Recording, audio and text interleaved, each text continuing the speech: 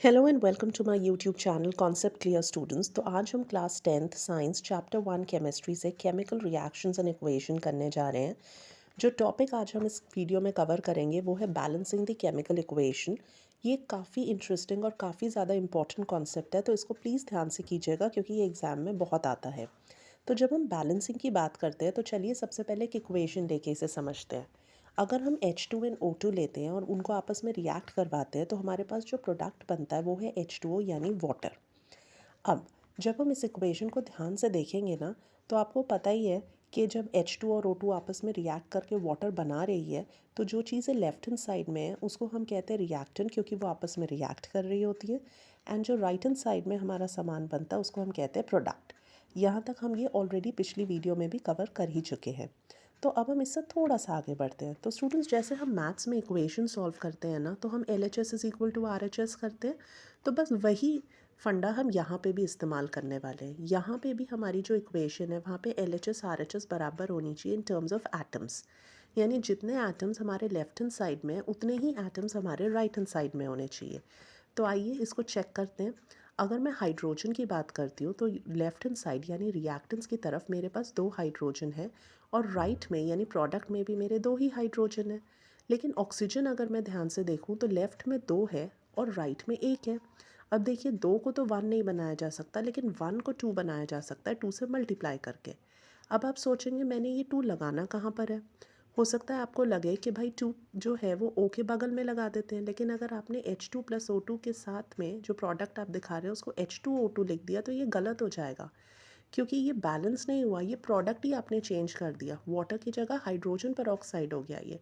तो आप कहीं भी 2 नहीं लगा सकते हैं। आपको 2 अगर लगाना है या कोई भी नंबर लगाना है तो वो एज अ कोएफिशिएंट सिर्फ आगे लगाना अलाउड है। तो आप H2 plus O2 gives 2H2O। देखिए 2 मैंने कहाँ लगाया, एकदम स्टार्टिंग में, यानी एज अ कोएफिशिएंट। इस तरीके से जब आप करेंगे तो ये आपकी इक्वेशन बैलेंस्ड कंसिडर होगी। अब देखिए, जैसे ही मैंने 2 लगाया तो अब दूसरी तरफ पे लेफ्ट हैंड साइड में हाइड्रोजन डिसबैलेंस हो गया। तो देखिए अब चेक करते हैं। फिर मैंने उसको बैलेंस करने के लिए लेफ़्ट में 2 लगाया, तो अब हम चेक करते हैं दोनों तरफ। देखिए हाइड्रोजन लेफ़्ट में भी 4 है और राइट में भी 4 है। ऑक्सीजन लेफ़्ट में भी 2 है और राइट में भी 2 है। तो ये हो गई हमारी टोटली बैलेंस्ड इक्वेशन। लेकिन जो सबसे बड़ा सवाल हम सबके दिमाग में आता है कि इक्वेशन को आखिर बैलेंस करना ही क्यों है, हम उसे एज इट इज़ छोड़ देते हैं। देखिए हमें बैलेंस इसलिए करना पड़ता है क्योंकि ये होता है due to law of conservation of mass. अब law of conservation of mass क्या होता है स्टूडेंट्स? ये हमें सिखाता है mass can neither be created not destroyed. यानी जब भी रिएक्शन होती है तो रिएक्शन के स्टार्ट में जितना मास होता है एंड में भी उतना ही मास होता है। तो इस चीज़ को प्रूफ करने के लिए हमें बैलेंसिंग करनी पड़ती है। आई होप यहाँ तक आपको अच्छे से सब कुछ समझ में आया होगा। बाई चांस कोई डाउट हो आपको या कोई चीज़ समझ ना आए तो आप कमेंट सेक्शन में मुझे बता भी सकते हैं। अब देखिए हम ये चेक करते हैं कि क्या लॉ ऑफ कंजर्वेशन ऑफ मास हो रहा है, इसमें नहीं हो रहा है। देखिए जब इक्वेशन अनबैलेंस थी तो वहाँ पे जब मैं एटम्स के निकालती हूँ अपनी वैल्यू तो LHS RHS देखिए बराबर नहीं आएगा इन टर्म्स ऑफ मास। आप खुद चेक करके देखिए।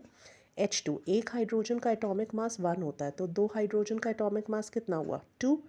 एक ऑक्सीजन का एटॉमिक मास होता है 16, तो 2 ऑक्सीजन का कितना हुआ 16 इंटू 2 32। 32 and 2 is 34 AMU।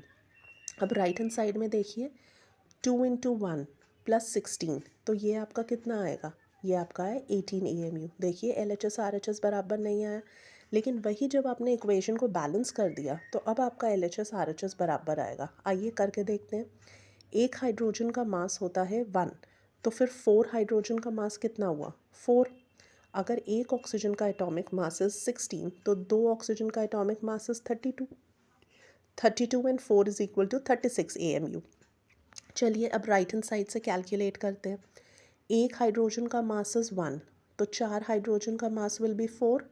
एक ऑक्सीजन का एटॉमिक मास इज 16, तो दो ऑक्सीजन का एटॉमिक मास होएगा 32। 2 इंटू 16, तो अब जब आप ऐड करेंगे तो आपके पास आया 36 AMU। देखिए हो गया ना, बैलेंस हो गया ना। तो यानी जब भी इक्वेशन बैलेंस होती है तभी लॉ ऑफ कंजर्वेशन ऑफ मास जो है वो पूरी तरीके से प्रूव हो पाता है। और एक चीज़ का ध्यान रखिएगा कि यहाँ पे कई स्टूडेंट्स ऑक्सीजन को 1 कंसिडर कर लेते हैं। देखिए 2 एज अ कोएफिशिएंट लगा हुआ है, यानी ऑक्सीजन के 2 है और ये बैलेंस्ड इक्वेशन है हमारी। आई होप ये अच्छे से समझ आया होगा। तो यानी मेन रीज़न जिस वजह से हम इक्वेशन को बैलेंस करते हैं वो because of law of conservation of मास होता है, और इसकी वजह से जितना भी मास लेफ्ट हैंड साइड का आ रहा होता है उतना ही मास राइट हैंड साइड का भी आ रहा होता है। आइए तो फिर कुछ एग्जाम्पल्स लेके इक्वेशंस को बैलेंस करना सीखते हैं। पहले हम थोड़ी ईजी वाली लेंगे, फिर धीरे धीरे डिफ़िकल्टी लेवल बढ़ाते जाएंगे। देखिए Mg+O2 मुझे देता है MgO। अब हम चेक करते हैं लेफ्ट हैंड साइड में हमारे पास कितने मैग्नीशियम है। देखिए लेफ्ट में हमारे पास है एक मैग्नीशियम और राइट में भी हमारे पास है एक मैग्नीशियम, लेकिन ऑक्सीजन लेफ्ट में 2 है और राइट में 1 है। तो इसको बैलेंस करने के लिए मैं 2 लगाने वाली हूँ, लेकिन 2 मुझे एंड में नहीं लगाना है, मुझे स्टार्टिंग में लगाना है। तो अब जब हम चेक करेंगे तो यहाँ मैग्नीशियम 2 हो गए राइट में, जबकि लेफ्ट में मैग्नीशियम मेरा 1 हो गया। तो अब अगर मुझे मैग्नीशियम को बैलेंस करना है तो फिर मुझे लेफ्ट हैंड साइड में 2 लगाना पड़ेगा, लेकिन 2 मुझे कहाँ लगाना है, मुझे स्टार्टिंग में लगाना है एज अ कोएफिशिएंट। तो देखिए अब चेकआउट करते हैं। देखिए magnesium on the left and on the right 2 each आ रहे हैं। ऑक्सीजन जो है LHS में मेरे 2 आ रहे हैं एंड RHS में भी मेरे 2 आ रहे हैं। तो यानी ये इक्वेशन मेरी पूरी तरीके से बैलेंस हो गई है। आई होप ये अच्छे से आया होगा आपको समझ। तो चलिए एक और इक्वेशन लेके इसे समझते हैं। अब जो इक्वेशन हम लेने जा रहे हैं वो है Zn plus HCl gives us ZnCl2 plus H2। ये वाली जो इक्वेशन है अगर हम इसे ध्यान से देखेंगे, देखिए आप यहाँ पे जो हमारे लेफ्ट हैंड साइड है और राइट हैंड साइड है उसके एक एक करके हम सारी चीज़ों को चेक करते हैं। Zn जो है वो दोनों तरफ एक एक है, तो वो तो ऑलरेडी फ़िलहाल बैलेंस्ड है।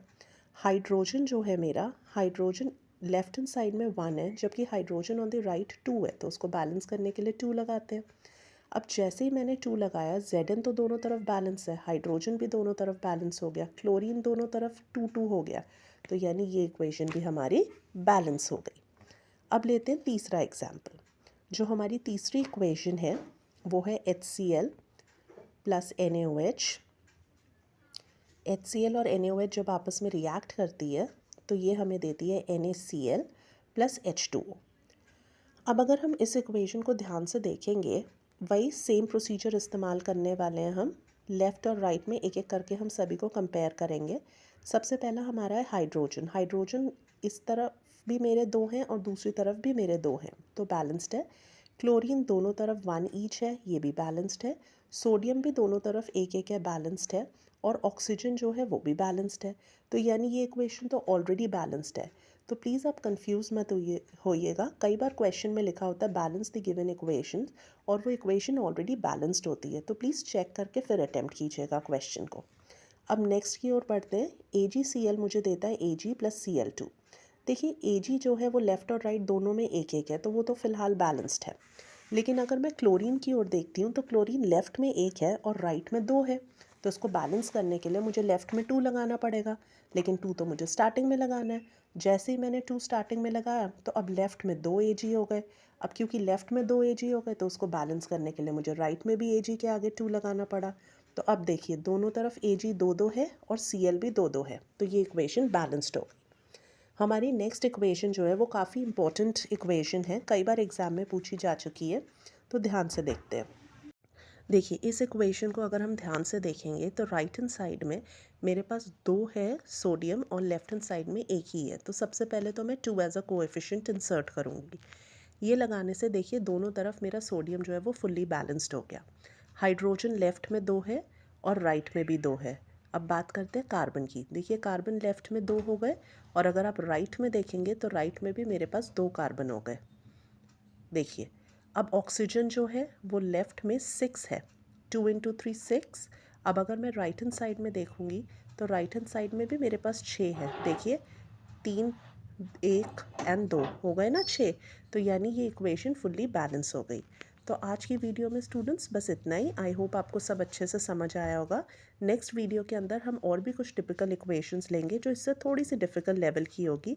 तब तक के लिए आप इन क्वेश्चंस को अच्छे से प्रैक्टिस कर लीजिए, रिवाइज कर लीजिए। कोई डाउट हो तो कमेंट सेक्शन में बताइएगा मुझे, और चैनल को सब्सक्राइब कर लीजिए, वीडियो को लाइक एंड शेयर कर लीजिए।